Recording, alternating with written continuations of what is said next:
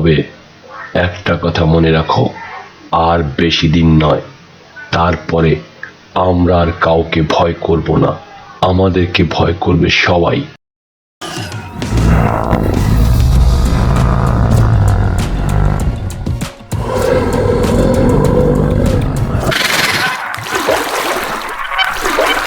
বজ্জাত কুমির, আজকের এই দিনটা স্মরণ রাখিস। এই নিয়ম পাল্টাতে হলে আগের রাজাকেই পাল্টাতে হবে। জঙ্গল যুদ্ধ, এটা একটা 3D অ্যানিমেশন শর্ট মুভি। এই গল্প এবং সমস্ত চরিত্র কাল্পনিক। এই গল্প শুধু বিনোদনের জন্য তৈরি। একটা জঙ্গলের রাজা সিংহ এবং সিংহের ছোট ভাই তার বড় ভাইকে কোনো মতেই রাজা হিসেবে মেনে নিতে পারে না। সিংহরাজ তার উত্তরাধিকারী হিসাবে এই জঙ্গলের রাজা হয়েছে, কিন্তু ছোট ভাই এই বিষয়টা কোনো মতেই মেনে নিতে পারে না। তাই বিভিন্ন সময় বিভিন্নভাবে সিংহরাজের বিরুদ্ধে ষড়যন্ত্র লিপ্ত থাকে। কোনোভাবেই যখন সে সফল হতে পারছিল না, তখনই সে পাশের জঙ্গলের কাল্লুবাঘার সঙ্গে হাত মিলিয়ে এই জঙ্গলের রাজা হতে মরিয়া হয়ে পড়ে। মহারাজ, বড়ই দুঃসংবাদ, ছোট সিংহ কোনো মতেই এখানে আসতে রাজি নয়।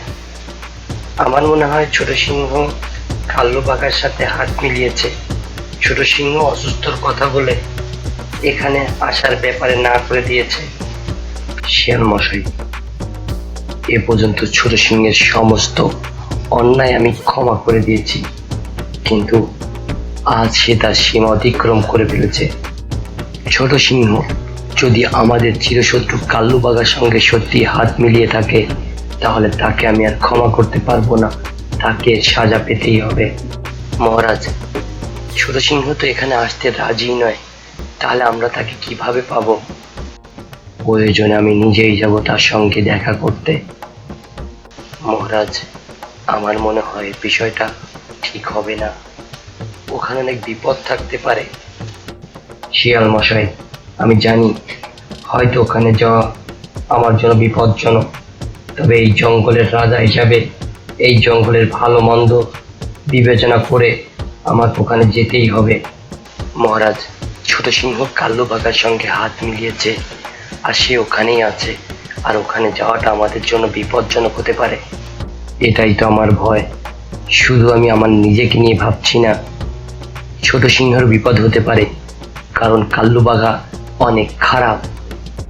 কাল্লুবাঘা নিজের স্বার্থের জন্য সবারই ক্ষতি করতে পারে, ও ছোট সিংহেরও ক্ষতি করতে পারে। ঠিক বলেছেন মহারাজ, কাল্লুবাঘা আমাদের এই জঙ্গলের দিকে হাত বাড়িয়েছে, তার কুদৃষ্টি আমাদের এই জঙ্গলের উপরে।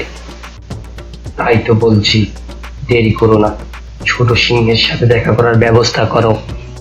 জি মহারাজ। এসো সিংহরাজ, তোমার জন্যই এত আয়োজন। আজ আর তুমি এখান থেকে জানে ফিরে যেতে পারবে না।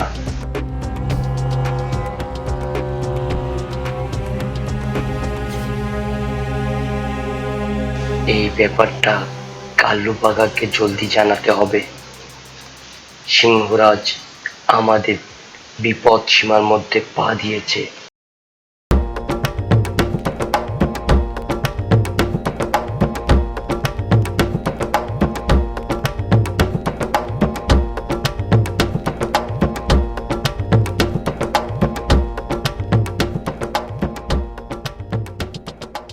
মহারাজ, বলছিলাম কি,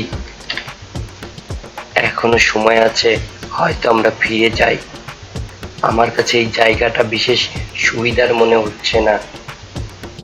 শিয়াল মশাই, মনে রেখো, আমাদের থেমে যাওয়া মানেই এই জঙ্গলের নিঃশ্বাস থেমে যাওয়া। এই জঙ্গলের ভালোর জন্য প্রয়োজনে আমি আমার জীবন দিতে পারি।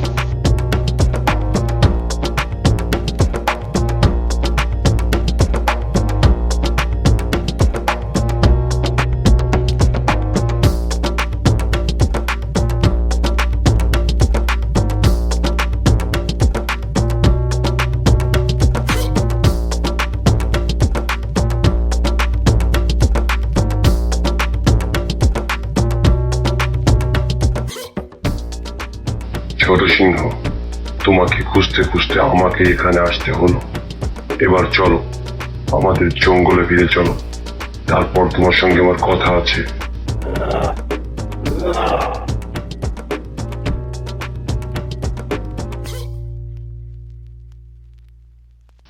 আমি জঙ্গলে ফিরে যেতে পারবো না, আর আমি তখনই জঙ্গলে ফিরে যাব জঙ্গলে যখন আমি আমার ইচ্ছা মতো চলতে পারবো।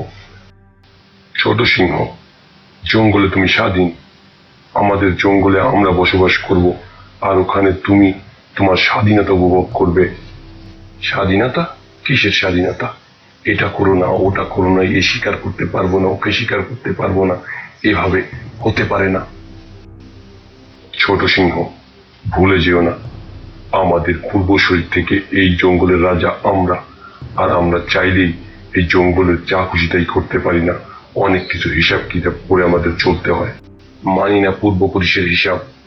পূর্বপুরুষের হিসাব তুমি মানতে পারো, কারণ পূর্বপুরুষের হিসাব মতে তুমি ওই জঙ্গলের রাজা, আর আমি এটা কখনোই মেনে নিতে পারিনি। আমি তখনই ওই জঙ্গলে প্রবেশ করব যখন আমি ওই জঙ্গলের রাজা হব।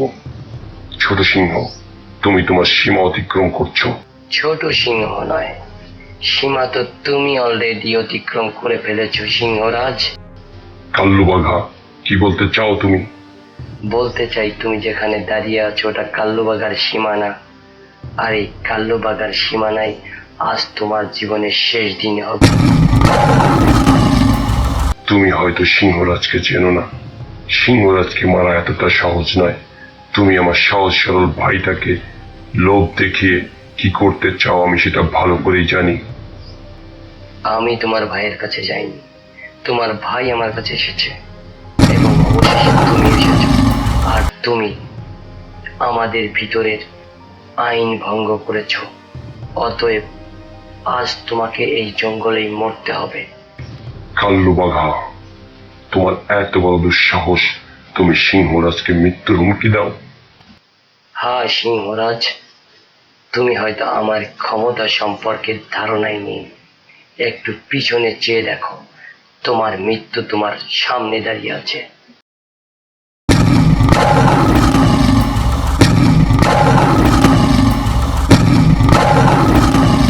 ছোট সিংহ, তুমি কাল্লুবাঘার পাল্লায় পড়ো না। এই কাল্লুবাঘা তোমাকেও শেষ করে ফেলবে। আমি বলছি তুমি পালিয়ে যাও। ছোট সিংহকে নিয়ে তোমার এত চিন্তা করতে হবে না, যা হবার তা হয়ে গেছে, তোমাকে এখন মরতে হবে।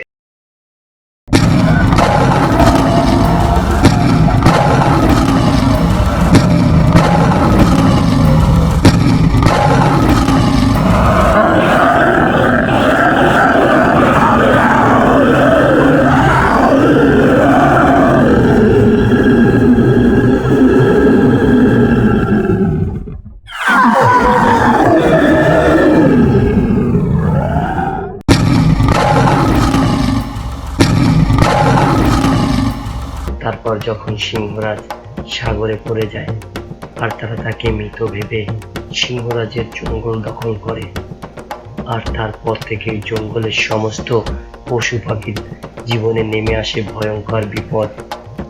বন্ধুরা, আমাদের এই গল্প ধারাবাহিক পর্ব, আগামী পর্ব দেখতে আমাদের চ্যানেলটা সাবস্ক্রাইব করে সাথে থাকুন। হ্যাঁ বন্ধুরা, লাইক কমেন্ট করতে পাশে থাকুন।